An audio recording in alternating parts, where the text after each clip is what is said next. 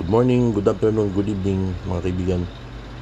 Ito, basahin ko na rin tong yung from Attorney Abraham Espejo. We have received the court order report. Here is how the court resolved the pending bail incident. Case number 06246457, 06246460,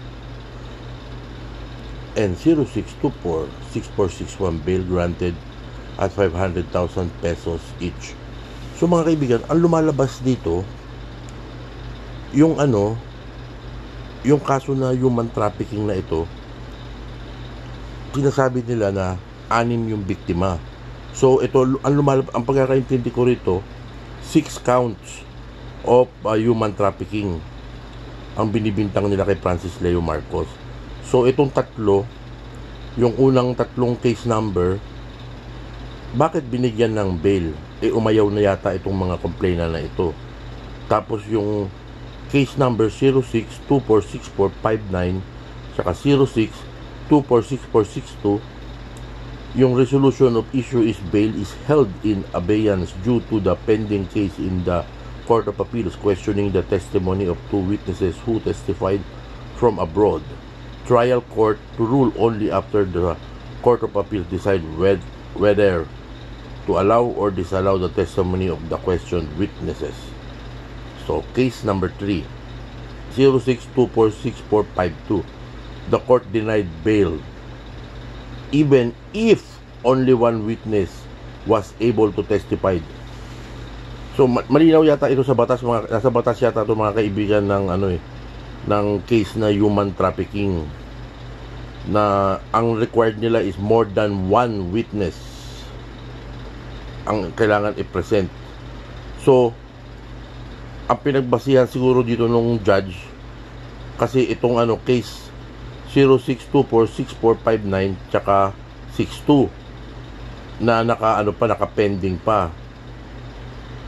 Naka-pending pa, yun siguro yung pinagbabasihan nila rito. So, kung mariresolve ito ng Court of Appeals at mapapawalang saysay ito, wala na silang ibang choice kundi magbigay ng bail dahil iisa lang ang witness na available to testify. So ito yung number 4 ang pinaka-importante rito. Trial continues with presentation of defense evidence to begin this month of October. So parang parang iba't ibang kaso pala ito. 6 counts ang yun ang pagkakaintindi ko rito mga kaibigan. Half good or half bad court order is not acceptable. So ayun mga kaibigan, pumapasok talaga dito yung talino ni Abraham Espejo, ni Attorney Abraham Espejo. Huwag kayo mag-alala mga kaibigan, kapit lang tayo at kayang-kaya ni Abraham Espejo ito. Maniwala kayo, lahat ng butas hindi uubra yan kay Attorney Abraham Espejo, tsaka kay Attorney Chua, tsaka kay Attorney Vestido. Diyan lalabas yung galing ng mga abogado, kahit na yung makaliliit na butas. Tsaka mga kaibigan, pag sinalang na yung mga witness na yan ng sa witness stand, kanina yung nakita ko dun sa ni Apo Lakay, na ito palang isang witness yung kung saan na-deny yung bail, palang klaseng babae ito. May record pala ito na tinatrabaho na, kasi sa social media na na sumabog ka din si Sekyama kanina. Tsaka yung kanina sumabog din ako mga kaibigan. Pagpasensyahan nyo na po yung pagmumura ni Lolo Miguel. Karapat dapat naman kasi talagang murahin yung mga taong nasa likod ng nangyaring ito kay Francis Leo Marcos. Isipin nyo naman, sa kabila ng kabutihan na ginawa ni Francis Leo Marcos, ito pa ang sasapitin niya dahil sa pagiging Marcos niya. Talagang hindi katanggap-tanggap talaga mga kaibigan. So huwag tayong mawalan ng pag-asa mga kaibigan, at meron pag-asa ito mga kaibigan. Kayang-kaya ito ni Attorney Abraham Espejo. Pero ang pinapaalala niya sa atin, ito ay full legal battle at huwag tayong mag-expect ng instant mga solution. So mga kaibigan, magtiwala lang tayo. Tsaka kailangan lagi lang tayo nandito para sumuporta kay Francis Leo Marcos. Hindi tayo titigil dahil hindi makatao itong ginawa sa kanya na to.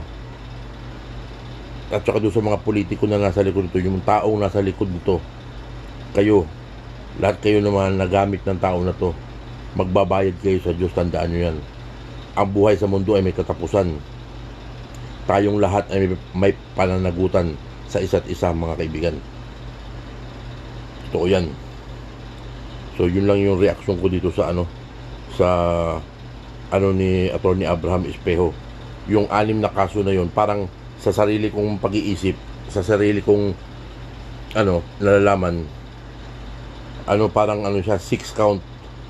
So kada isang count, isang case, parang ganun yata yun, mga kaibigan. Kung hindi ako nagkakamali, kasi syempre hindi naman tayo nag-aral ng abogasya, hindi rin ho tayo matalino, at hindi rin tayo nag-aral ng kolehiyo. Bagamat nakatungtong tayo ng kolehiyo, pero hindi tayo nakatapos maski isang semester man lang.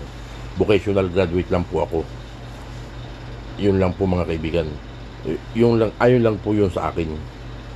So shout out po sa ating lahat, at doon sa mga nag-subscribe kay Lolo Miguel, shout out po. Mabuhay po tayong lahat.